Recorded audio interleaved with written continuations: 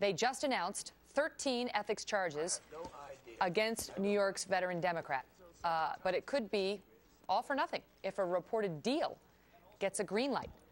Kate Obenshain is the former chair of the Virginia Republican Party, and Richard Socarides is the former special assistant to President Clinton. All right, panel, thanks so much for being here. So now Rangel has denied that there's a deal. There's reports about a deal. We haven't been able to confirm those. In fact, quite the opposite.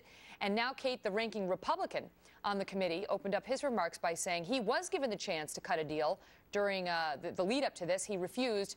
And I, the ranking Republican, he was saying, was not a party to those negotiations because we do need transparency, as Nancy Pelosi promised. That's essentially what he said.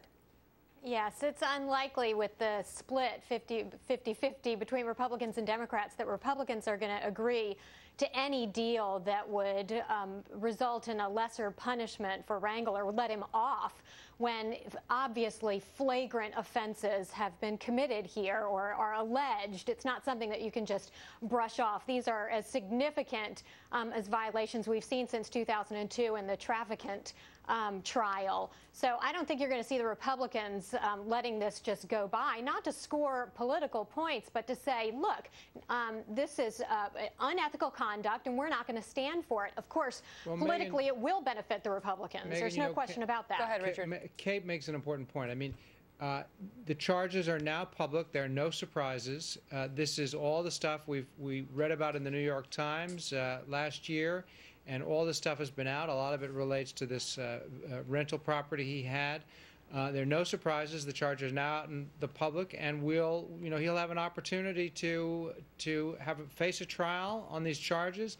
Everybody's innocent until proven guilty. I think what's clear here is that while there may have been attempts to negotiate some sort of way to short-circuit this, that now it's going to go forward. There's going to be a full airing of these, and the chips will fall where they may. I mean, I think the man deserves his day in court. I mean, he does. They are serious. There are serious charges, but we don't know if he's guilty or not. There is no question he deserves that full vetting of the hearing. I mean, he's been a public servant for many decades. 40 years almost. Right. And most people, he's very beloved here in New York, and he deserves that chance to come out and clear his good name. The question, though, is how this plays politically now, Kate, as this trial, as it gets underway, because they're going on recess for August, going to take place in September. And then we are very close to midterm elections. It's a disastrous event occurring right before the elections really get ramped up. And the problem for Nancy Pelosi is twofold. One, she promised to drain the swamp, and it looks like the swamp is worse than ever, not only with the Charlie Rangel situation, but frankly, Pelosi defended Murtha, and she defended William Jefferson. She tried to get him a seat on the Homeland Security Committee even after the $90,000 was found in the freezer. But also, this plays into the whole notion that the Democrat Congress is more arrogant than ever. Here's the head of the Ways and Means Committee, who is tasked with trying to increase taxes on all other Americans while trying to assiduously avoid them himself. Well, I think this is a Congress that is forcing taxing. Kate just gave you the Republican commercial for what's happening. It's not the Republican commercial. It's the fact. It is not a disaster if the man is innocent. It is not a disaster if the man has a trial and there's a fair hearing. I mean, it certainly happens in a very political and a very politicized environment. And the Republicans would like you to think it's a disaster. But obviously, what this man did, he did on his own. These are not charges that like he took a bribe or anything. I mean, no one's suggesting that he took money for some official duty. Well, there is some allegation. The suggestion is that he did not. Let me just say this.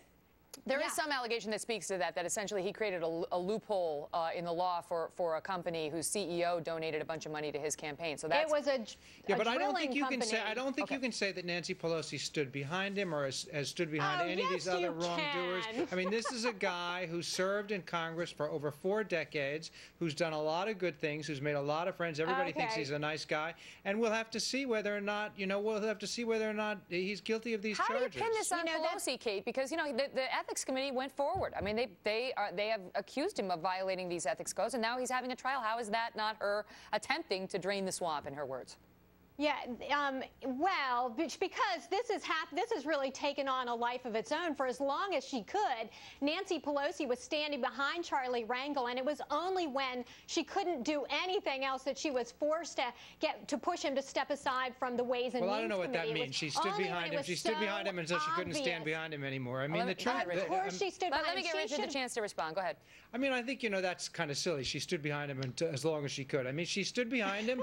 The charges that there was an investigation, there was a preliminary investigation. The people responsible for the preliminary investigation felt there was enough there to go forward. The man is now going to have his day in court. It's going to happen in a political environment, but we need to try not to make it more political. We need to try to make it about whether or not the man is guilty of these charges or not. If he is guilty, he needs to be penalized. Okay. But if he's not guilty, we need to move forward and try not to make it too much of a political Democrats are making a big mistake by trying to minimize these offenses. It's saying Nobody that they is don't trying take to it very minimize it. seriously. Nobody at all is trying to Thought I could do a List of quick offenses wrap are- up. That's always just a pipe dream. In any event, you two are great. Thanks so much, Kate and Richard. All the best. Thanks, Megyn. Coming up about 20 minutes, Studio B with Shepard Smith. Hey, Shep. That's how.